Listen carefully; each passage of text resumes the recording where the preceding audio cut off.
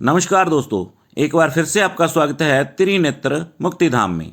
दोस्तों, जब हमारा गहरे ध्यान में प्रवेश होता है तब शरीर जड़ होता जाता है और श्वास बिल्कुल क्षीण होने लगती है।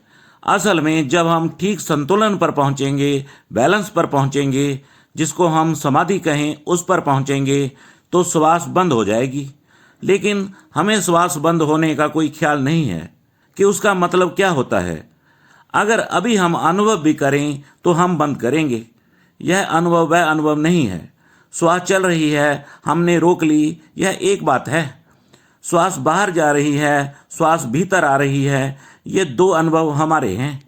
बाहर जाना, भीतर आना, बाहर जाना, भीतर आना। लेकिन एक बिंदु ऐसा आता है कि श्वास आधी बाहर है और आधी भीतर है और सब ठहर गया है।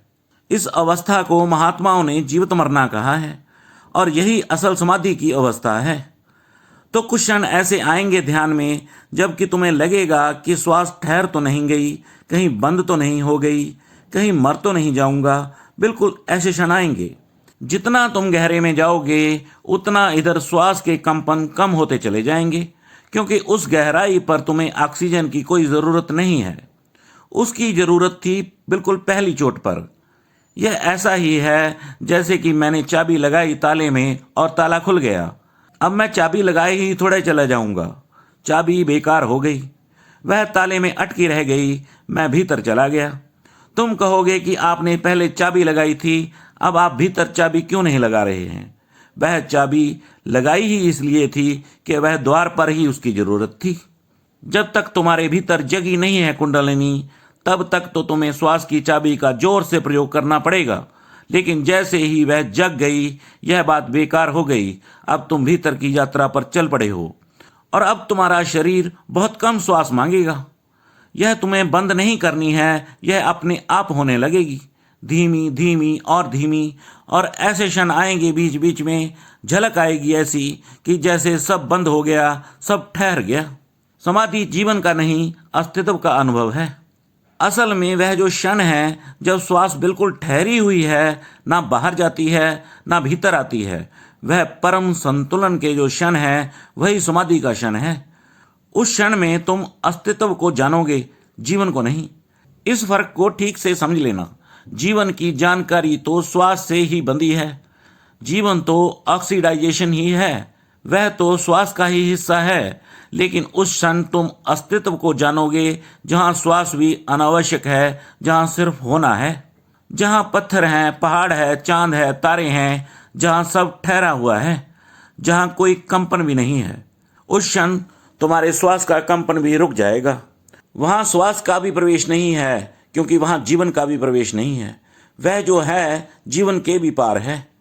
और ध्यान रहे, जो चीज़ मृत्यु के पार है वह जीवन के भी पार ही होगी। इसीलिए परमात्मा को हम जीवित नहीं कह सकते, क्योंकि जिसके मरने की कोई संभावना नहीं है उसे जीवित कहना फिजूल है, कोई अर्थ नहीं है। परमात्मा का कोई जीवन नहीं है, अस्तित्व है। हमारा जीवन है अस्तित्व के बाहर। जब हम आते हैं तो हमारा जीवन है, जब हम अस्तित्व में वापस लौटते हैं तो हमारी मौत है। जैसे एक लहर उठी सागर में, यह उसका जीवन है लहर का। इसके पहले लहर तो नहीं थी, सागर था, उसमें कोई कंपन ना था, उसमें लहर थी ही नहीं। लहर उठी, यह जीवन शुरू हुआ। फिर लहर गिरी, यह लहर की मौत हुई। उठना लहर का जीवन है, गिरना मर जाना है। लेकिन सागर का जो अस्तित्व है लहरहीन, जब लहर नहीं उठी थी जो तब भी था, और जब लहर गिर जाएगी तब भी होगा। उस अस्तित्व का जो अनुभव है वह समाधि है।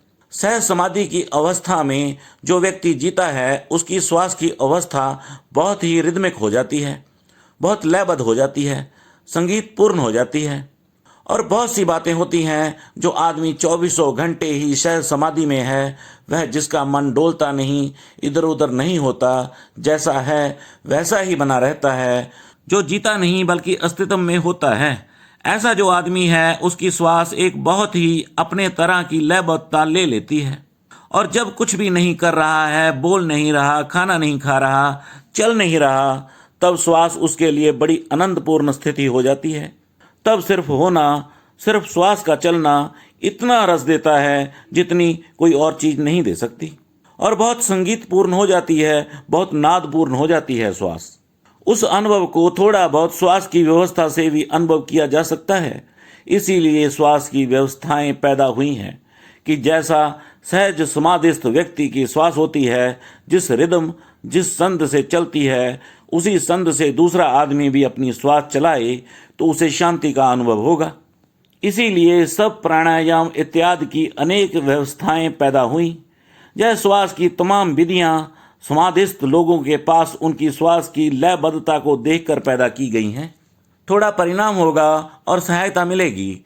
और यह जो श्वास है सहज समाधिस्थ व्यक्ति की, यह अत्यंत मिनिमम हो जाती है, न्यूनतम हो जाती है, क्योंकि जीवन अब जो है उतना अर्थपूर्ण नहीं रह जाता जितना अस्तित्व अर्थपूर्ण हो जाता है। जानी इस व्यक्ति के भीतर एक और दिशा खुल गई है जो अस्तित्व की है। जहाँ श्वास वगैरह की कोई ज़रूरत नहीं है, वह जीता तो वही है, वह रहता तो वही है, वह हमसे जब संबंधित होता है तभी वह शरीर का उपयोग कर रहा है, अन्यथा वह शरीर का उपयोग नहीं कर रहा है। और हमसे संबंधित होने के लिए उसे जो जो करना पड़ता है, वह खाना खा रहा है, कपड़े पहन रहा है, सो रहा है, स्नान कर रहा है, वह हमसे संबंधित होने की व्यवस्था है। अब उसके लिए कोई अर्थ नहीं है और इस सब के लिए जितनी जीवन ऊर्जा चाहिए उतनी उसकी श्वास चल रही है, वह बहुत न्यून हो जाती है।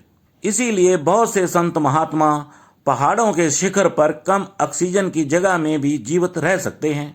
तो आज के लिए इतना ही। चैनल को सब्सक्राइब करना ना भूलें ताकि हमारी आने वाली वीडियो आप तक आसानी से पहुंच जाए।